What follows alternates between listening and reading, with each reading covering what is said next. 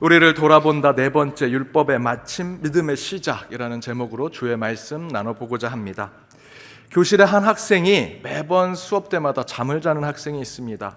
그래서 선생님이 그 학생을 오늘은 깨워야겠다 생각하고 그 학생 옆에 가서 그 학생을 깨웁니다. 그리고 이렇게 얘기합니다. 그렇게 잠에 빠져 어둠의 세계에만 있으면 넌 어둠의 세계에서밖에 살 수 없어 라고 얘기합니다. 그러자 그 학생이 이렇게 얘기합니다. 선생님, 해가 뜨기 전이 가장 어둡습니다. 조금만 기다려 주십시오. 제게도 동이 틀 날이 오겠지요 라고 얘기합니다. 꿈보다 해몽이 더 좋은 것 같습니다. 토마스 풀러라는 17세기 영국 신학자가 그런 얘기를 했습니다. 새벽이 오기 전이 가장 어둡다. 거꾸로 얘기하면 여러분, 가장 어두운 그 시점부터 이제 아침이 시작되는 거죠. 가장 어두웠다면 이제 조금씩 밝아지기 시작하는 거기 때문에 가장 어두울 때는 곧 이제 아침이 시작되는 것입니다. 제가 아는 한 선배가 한 달 동안 스페인 여행을 하면서 쭉 지중해 그 해변을 따라 걸어갔습니다. 마지막 도시에 가게 되었는데 지중해 끝에 한 작은 어촌 마을이었다고 합니다. 한쪽엔 지중해 바다가 있고 이쪽에는 대서양의 바다가 있는 곳입니다. 해안 절벽 위에 섰는데 그 절벽에 있는 한 바위에 누군가가 이렇게 기록해놨습니다. 이곳은 지중해의 끝, 이제부터 대서양의 시작. 그걸 본 이 선배가 한 달 동안 발톱이 빠지고 온갖 기력이 다 쇠해서 힘들고 괴롭게 거기까지 왔는데 그 끝에 이곳은 지중해의 끝, 이제부터 대서양의 시작이라는 이 길길을 보게 되는데 너무나 힘들고 괴로운데도 다시 그 마음이 뜨거워지더랍니다. 아, 여기가 지중해의 끝이지만 다시 이곳이, 이 지중해의 끝이 대서양의 시작이구나. 아, 내가 더 가야겠구나 라는 생각이 들더랍니다. 밤의 끝은 곧 아침의 시작, 낮의 시작이 되는 것.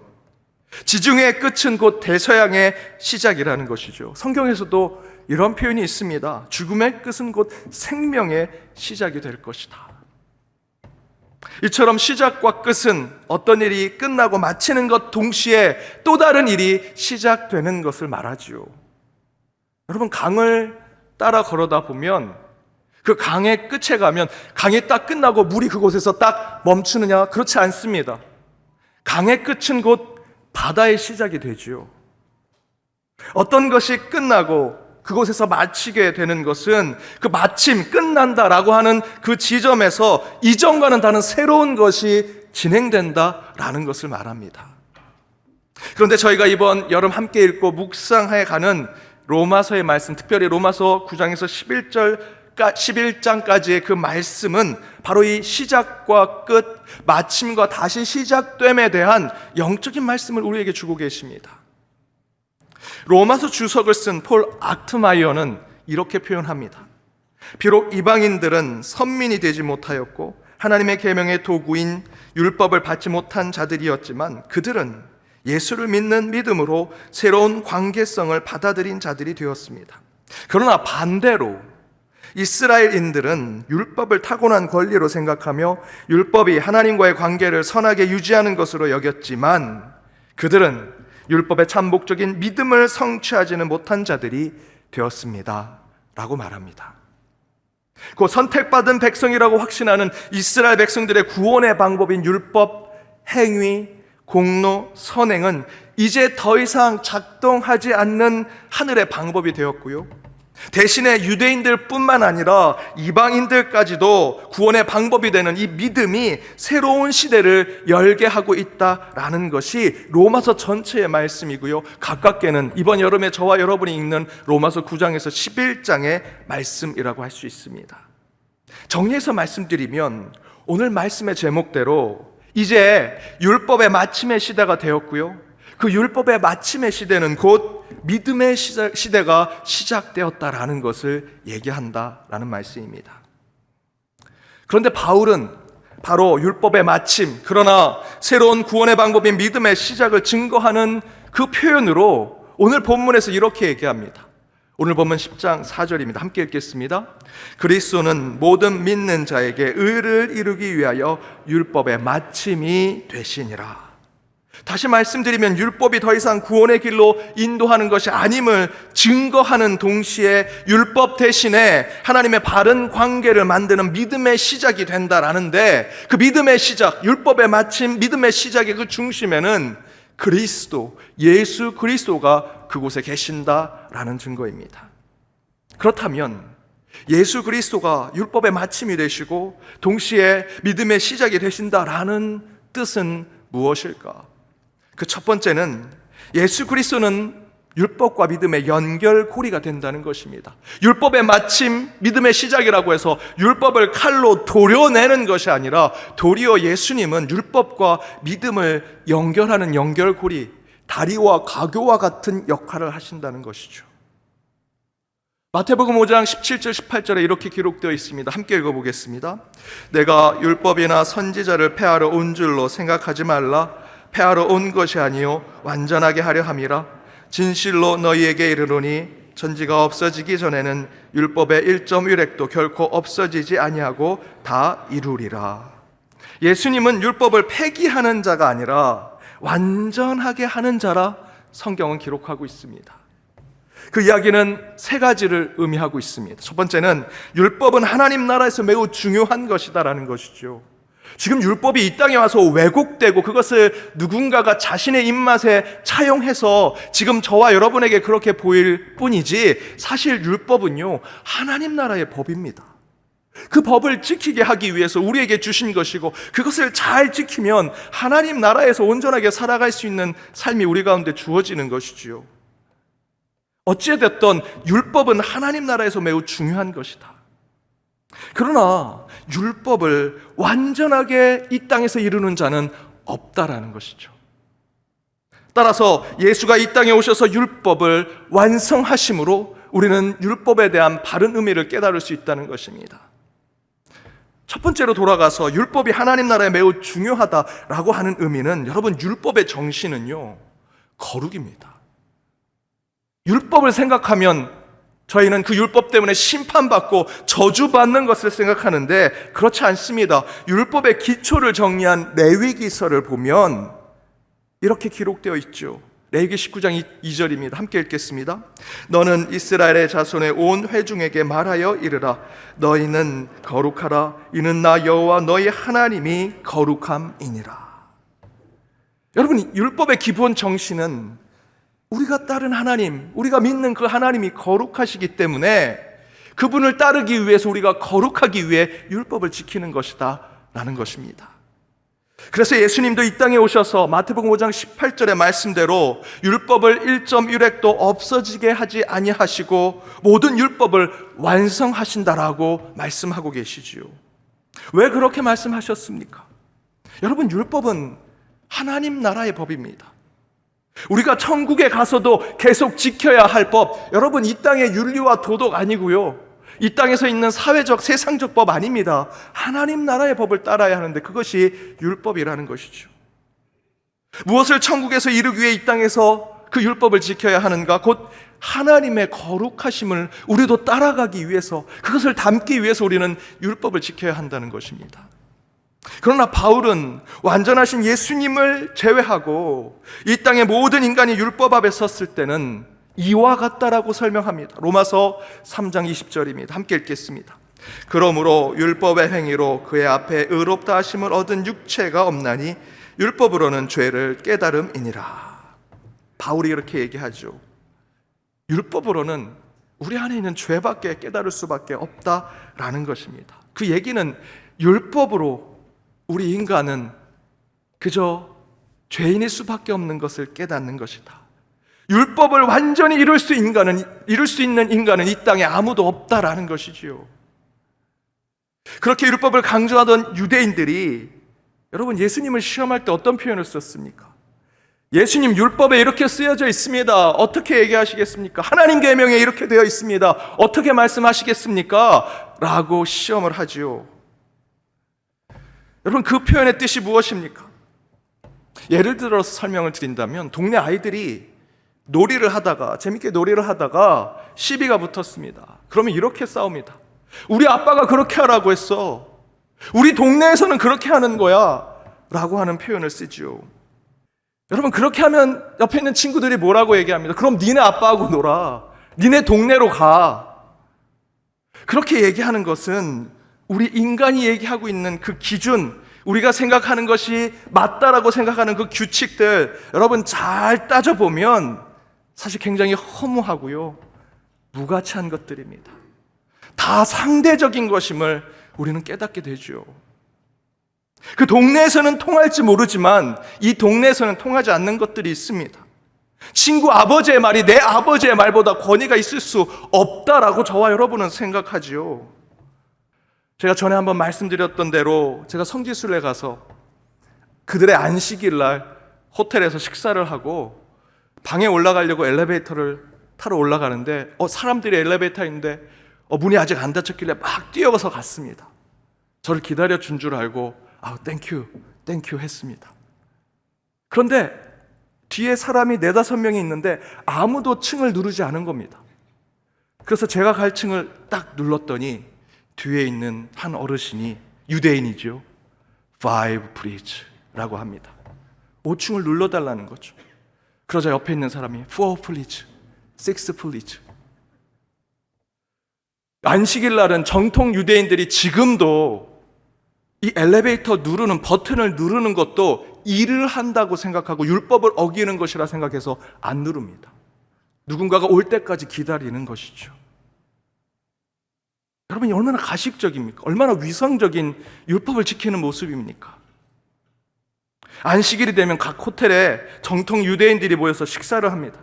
자기들은 그 안식일 날 식사를 준비할 수 없습니다. 서빙도 할 수 없습니다. 율법을 어기는 것이기 때문에. 그래서 그들이 호텔에 모여서 큰 컨퍼런스 룸에서 어린 팔레스타인들을 시켜서 서빙을 시키고 음식을 만들게 합니다.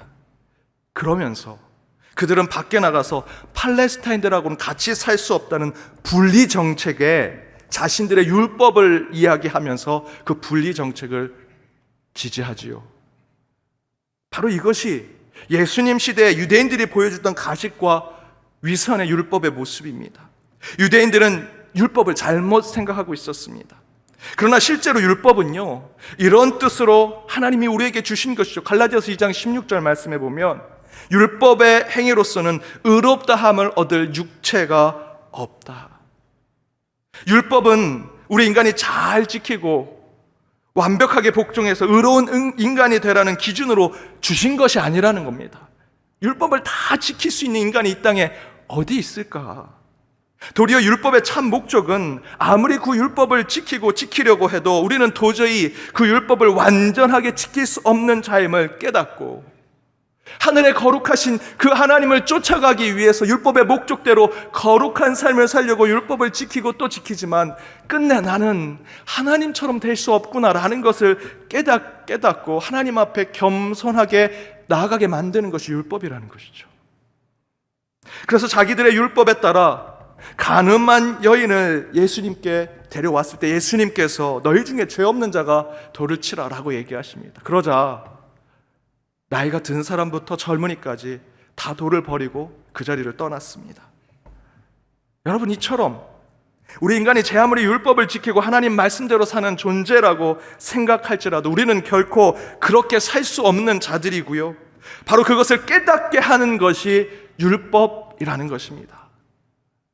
따라서 여기서 중요한 것은 그럼 어떻게 율법을 완벽하게 지킬 것인가라는 위선과 가식의 방법을 찾는 것이 아니라 유대인처럼 율법을 이만큼 주셨는데 이거 다 지킬 수 없으니 이거 잘라내고 저거 잘라내서 우리만 지킬 수 있는 600여 개의 율법을 우리가 지키자, 못 지키면 이방인, 하나님께 선택받지 못한 자들이라고 정죄하자라고 하는 것의 율법이 아니라 율법의 1.1획도 패하지 아니하시고 율법을 완성하신 예수 그리스도를 쫓아 그분의 말씀대로 살고자 할 때 그것이 참된 율법임을 깨닫는 신앙을 갖게 하는 것, 여러분, 그것이 율법의 참된 목적이라는 것입니다.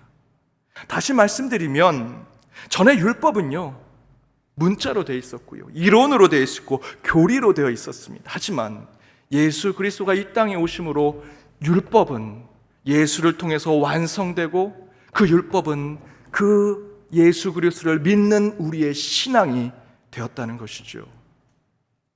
그래서 세 번째 이렇게 얘기하죠. 따라서 예수가 이 땅에 오셔서 율법을 완성하셨다. 이것은 오늘 제목대로 그리스도가 율법의 마침이 되시고 믿음의 시작이 되었음을 증거하는 말씀입니다.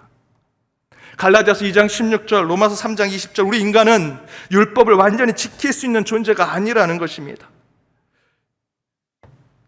지킬 수 있다라고 생각하는 것, 그럴 수 있다라고 생각하는 것은 위선과 가식이요, 교만과 거짓에 불과하지요. 그런데 우리 인간은 제 아무리 율법을 잘 지키는 자처럼 보이고 행동할지라도 여러분, 율법으로는 저주와 심판에 빠질 수밖에 없는 존재이지요. 그래서 우리 인간이 율법으로 심판과 저주를 받을 수밖에 없는 것을 깨닫게 됐을 때, 그런 존재임을 알게 되었을 때 예수님께서 그 율법을 완전히 지키시고 온전하게 완수하시기 위해 하나님 독생자 예수 그리스도 그 자신이 우리 인간을 대신해서 십자가를 통해 율법을 준수하시고 지켜내신 것, 그것이 바로 율법의 마침, 율법의 완성이라는 것입니다. 그래서 바울이 로마서에서 이렇게 증거합니다. 로마서 8장 3절과 4절입니다. 함께 읽겠습니다. 율법이 육신으로 말미암아 연약하여 알 수 없는 그것을 하나님은 하시나니 곧 죄로 말미암아 자기 아들을 죄 있는 육신의 모양으로 보내어 육신의 죄를 정하사 육신을 따르지 않고 그 영을 따라 행하는 우리에게 율법의 요구가 이루어지게 하려 하심이니라. 여기서 육신이란 표현은 저와 여러분과 같은 인간을 이야기합니다. 우리 인간은 연약하고 죄 많고 가식적인 존재이기에 율법을 완전히 지킬 수 없다. 그러나 하나님만이 하실 수 있다. 그죠?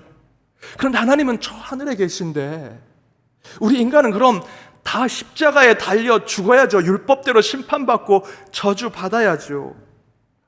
그런데 그 우리 하나님은 인간의 죄로 말미암아 자기의 독생자 예수 그리스도를 죄를 지닌 인간의 모습 그대로 이 땅에 보내셔서 예수님께서 우리가 받아야 할 십자가, 우리가 받아야 할 심판과 저주를 대신 그분이 짊어지시고 그 가운데 십자가에서 죽고 부활하심으로 율법을 완성하셨다라는 것입니다. 바로 그것이 저와 여러분에게 구원이 되는 것이고 그것이 또한 믿음이라는 것이죠. 그래서 우리는 바로 율법에 따라 죽어 마땅한 우리를 대신하여 죽으시고 우리를 살리신 예수를 쫓아 그분을 통하여 새로운 하나님과의 관계를 맺고 살아갈 때 우리는 그 모습을 두고 그 새로운 하나님과의 관계를 두고 믿음이라고 표현하고요, 그리스도인이 되었다라고 표현하는 것입니다. 따라서 예수님은 율법의 마침을 율법의 완성으로 이루시고 그곳에서 단절과 배제가 아니라 연결과 이음으로 새로운 하나님과의 관계인 믿음의 신앙을 우리에게 주신 것입니다. 하늘의 법인 율법을 지켜야 하는데 저와 여러분은 율법 앞에 서면요 다 심판받고 저주받을 존재입니다. 요한복음 3장 16절 17절의 말씀대로 하나님께서 우리를 너무 사랑하셔서 그의 독생자를 보내시고 심판이 아니라 구원하시기 위해서 그 독생자가 우리가 짊어져야 할 십자가, 우리가 짊어져야 할 그 심판과 저주를 모두 대신 지시고 대신 우리에게는 긍휼과 자비와 구원과 믿음을 허락하셨다라는 것이죠. 여러분, 그것이 그리스도인의 신앙입니다. 사랑하는 여러분, 예수님은 율법의 마침, 그것을 통해 율법을 완성하시고 그것을 연결하여 믿음으로 구원에 이르는 의를 우리에게 허락하신 분이십니다. 아무리 생각해도 선한 사람 하나도 없는 이 땅에 저와 여러분이 모두 짊어지고 가야 할 그 십자가를 예수님은 죽음의 끝이 아니라 은혜와 긍휼의 통로로 만들어 주셔서 우리에게 믿음을 깨닫게 하시고 구원받는 자로 만들어 주신 것이지요. 따라서 여러분, 예수를 믿기만 한다면 저와 여러분은 구원받을 것을 확신하십시오. 예수만이 우리의 힘이요, 우리의 진리요, 우리의 생명임을 고백만 하면 반드시 주님께서 우리에게 믿음을 주시리라 믿습니다. 그 예수 그리스도를 인격적으로 만나 이번 한 주도 이미 구원받은 자의 삶을 살아가는 저와 여러분이 되기를 주님의 이름으로 축복합니다. 두 번째, 그리스도가 율법의 마침이 되고 믿음의 시작이 되는 두 번째 뜻은 무엇일까? 그 두 번째는 예수 그리스도는 그럼에도 불구하고 라고 하는 신앙을 우리에게 주시기 위함이다라는 것입니다. 앞에서 율법의 마침은 율법의 폐기, 율법의 배제, 칼로 딱 잘라내는 것이 아니라 도리어 그것을 이어하는 연결고리, 가교, 다리와 같은 연결을 하셨다. 그래서 율법은 마침이 아니라 완성이라고 말씀드렸죠. 그렇다면 율법과 믿음은 예수 그리스도를 중심으로 새롭게 해석이 되어야 할 것입니다. 영어에 이런 관용적인 표현이 있습니다. Not A but B 라고 했을 때 A가 아니라 B다 라는 표현. 그런데 여기에 only라고 하는 표현이 들어가면 not only A but also B 라고 하는 것은 A뿐만 아니라 B도 함께 라는 뜻을 갖고 있죠. 여기서 율법과 믿음에 대한 그 말씀 자체로 본다면 그 가운데 예수 그리스도가 없으면 not 율법 but 믿음이 될 것입니다. 율법이 아니라 오직 믿음으로만로 끝나는 것이죠. 하지만 그 안에 예수 그리스도가 들어가면 나도니 바돌소의 표현이 됩니다. 나도니 율법 바돌소 믿음, 율법뿐만 아니라 믿음도 함께라는 것이 된다라는 것이죠. 그래서 저는 바로 율법과 믿음 사이에 예수 그리스도는 그럼에도 불구하고라는 이 접속사처럼 이 둘을 연결하는 것처럼 보이는 것 동시에 완전히 새로운 구원의 길이 우리 가운데 이루어진다는 것입니다. 이스라엘 백성이 고통 중에 있던 그 애굽 땅에서 하나님께서 모세를 통해 그들을 구원하셔서 광야로 이끄셨죠. 홍해를 건너고 그들은 너무 기뻤을 것입니다. 그렇게 억압받고 그 법보다 더 심한 압제와 고통 가운데 그들이 살아갔는데 이제 홍해까지 건넜으니 자유의 삶을, 해방의 삶을 살겠구나. 그런데 여러분 아시는 것처럼 모세가 산에 올라가서 하나님의 계명을 받아오죠. 그 세세한 제사법에 더불어 그들의 일상의 삶 가운데 만나를 먹는 법까지도 다 모든 것이 율법으로 묶여있도록 만들어 놓으셨습니다. 그럼에도 불구하고 그 하나님의 계명을 지키고 광야의 길을 묵묵히 한 걸음 한 걸음 나아가게 되면 끝내는 하나님께서 약속해 주셨던 젖과 꿀이 흐르는 진정한 자유와 해방을 누릴 수 있는 그 가나안 땅에 갈 수 있게 되었다라는 것이죠. 그것이 우리 그럼에도 불구하고의 신앙이라는 것입니다. 나는 이제 병들어서 나이가 들어서 내 마음껏 예전에 하나님께 주셨던 그 재능을 마음껏 능력을 펼쳐서 할 수 있는 그런 존재가 아닙니다 라고 하지만 그럼에도 불구하고 예수님 때문에 나는 하나님이 주신 그 마지막까지 내게 주신 그 힘을 다해서 하나님께 영광을 돌리는 자가 되겠습니다 라고 고백하는 것이 그럼에도 불구하고의 우리의 신앙이라는 것이죠. 율법으로는 죽어 마땅한 자가 되었지만 그럼에도 불구하고 예수 그리스도의 십자가와 주의 보혈 때문에 우리는 믿음으로 구원받는 자가 되었고요, 그 믿음을 전하는 사명을 품은 자들이 되었다는 것입니다. 내 기도가 응답되지 않을지라도 그럼에도 불구하고 나는 주님을 떠나지 않겠습니다. 내 뜻대로 일이 진행되지 않을지라도 그럼에도 불구하고 나는 사명자의 길을 걷겠습니다. 내 몸이 연약하고 병들었을지라도 그럼에도 불구하고 마지막 호흡까지 주님이 계획하시고 준비하시고 예비하신 그 일을 제가 감당하겠습니다. 사랑하는 여러분, 우리 예수님은 저와 여러분에게 그럼에도 불구하고의 신앙을 주시기를 원하십니다. 그 신앙이 여러분의 기도를, 여러분의 신념을, 여러분의 열정을 반드시 성취하게 되리라 저는 믿습니다.